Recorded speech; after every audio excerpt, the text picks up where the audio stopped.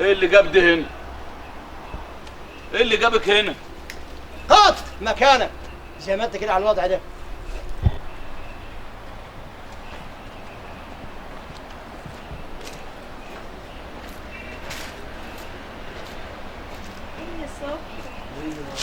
ايه اللي جابك؟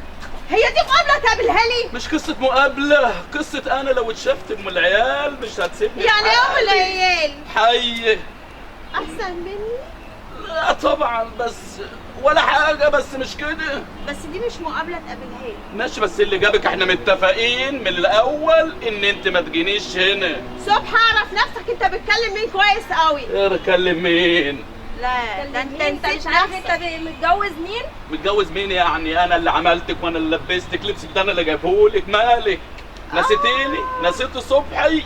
صبحي أنت يا محفيد عشان تبوظ دي ناسي؟ مش للدرجة دي يعني، بس برضه ما انا برضه بصرف وبكلف. وايه ده؟ ايه اللي جابك هنا؟ اسمعوا الكلام. انا دلوقتي ام العيال لو شافتكوا هتعمل مصيبة. مصيبة ايه ان شاء الله؟ دي مش مقابلة تقابلها لي. لا. مين دي جايباها معاكي ليه؟ صاحبتي. اعرفك بسالي. ينفع تعاملني كده قدامها؟ سالي يا خالي.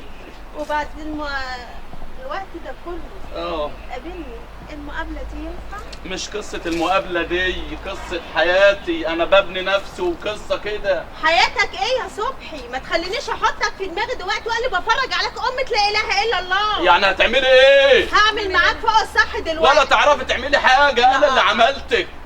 عيب كده. عيب؟ وانت تعرف يلا يابا يلا. دي بس مقابلة انت تقابلها لي. طب انت جايه عايزه ايه؟ انت ازاي انت جايه عايزين ايه؟ لا شكلك انت ما ضربتش وعايز انا مش تتلام. عيب، مش عايز افضحكوا قدام الناس. عيب. ده انا لو اجيب البودوجارد بتاعي من بره. بودوجارد ايه؟ انا اللي عملتك. انت بتصرفي من جيبي لحم الميتين. لحم الميتين. هو انت كنت بتقول النسب ده؟ يا قلالات الذوق، انا اللي عاملك باش. انت اللي قليل يا ذوق. كمان مش بايدك. لا ده انت شكلك جيبيها من هنا يا باشا. انت بتزرع. انت يا راجل يا ضلال.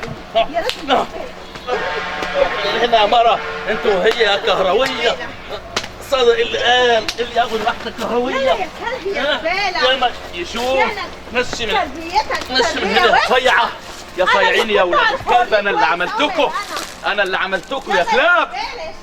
يا قليلة الاصل يا بتاعت الشوارع. اخس. الحمد لله ان ما حدش شافني.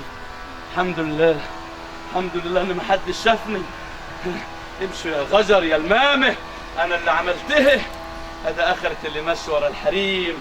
فوق بقى فوق. مالها بتاعت الفلاحين، مالها ام العيال.